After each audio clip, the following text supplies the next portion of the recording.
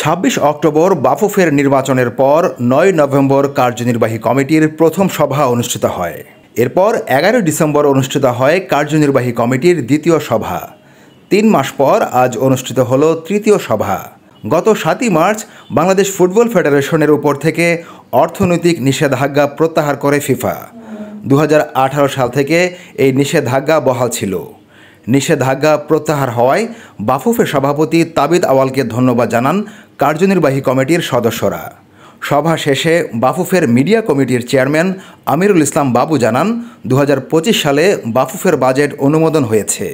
আমরা সর্বপ্রথম যেটা আমরা অ্যাপ্রিসিয়েট করেছি আমাদের সম্মানিত সভাপতি সাহেবকে, ওনার নেতৃত্বে আমাদের যে নতুন কমিটি এসছে এবং এই নতুন কমিটি আসার পরে আমাদের ফিফা থেকে যে একটা নিষেধাজ্ঞা ছিল সেই নিষেধাজ্ঞাটা যে উইথড্র হয়েছে, সেটার জন্য আমরা সর্বসম্মতিক্রমে আমাদের এক্সিকিউটিভ কমিটির সকল মেম্বার এবং ভাইস প্রেসিডেন্ট আমরা সবাই, আমাদের এটা প্রেসিডেন্টের নেতৃত্বেই হয়েছে এবং তার অক্লান্ত পরিশ্রমের পরিপ্রেক্ষিতে এই জিনিসটা যেহেতু উইথড্র হয়েছে, আমরা এখন নিখুঁতভাবে কাজ করে যাওয়ার জন্য ফিফা থেকে যে সহযোগিতা পাবো সেটার জন্য আমরা প্রেসিডেন্টকে প্রথমেই ধন্যবাদ জানিয়েছি। ২০২৫-এর যে বাজেট, আমাদের যে বাজেটটা ছিল, আজকে সেই বাজেটটা আমাদের পাশ করা হয়েছে।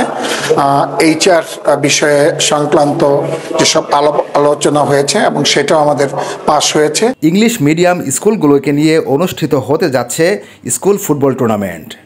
গতকাল হামজা চৌধুরীকে সাথে নিয়ে দলগুলোর জার্সি উন্মোচন হয়েছে।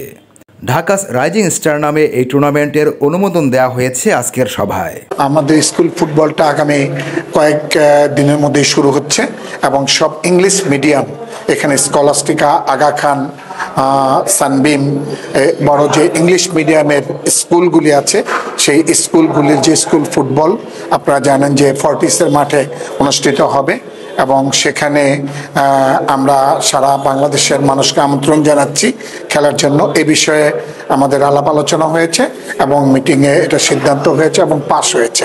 ২৫শে মার্চ ভারতের বিপক্ষে এশিয়ান কাপ ফুটবলের বাছাই পর্ব খেলতে বাংলাদেশ জাতীয় ফুটবল দল এখন শিলংয়ে অবস্থান করছে।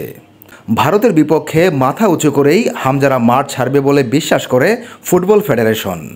আগামী ২৫ তারিখে যে আমাদের বাংলাদেশ জাতীয় ফুটবল দলের যে খেলা রয়েছে, আমাদের নতুন যে একজন খেলোয়াড় এসছেন যে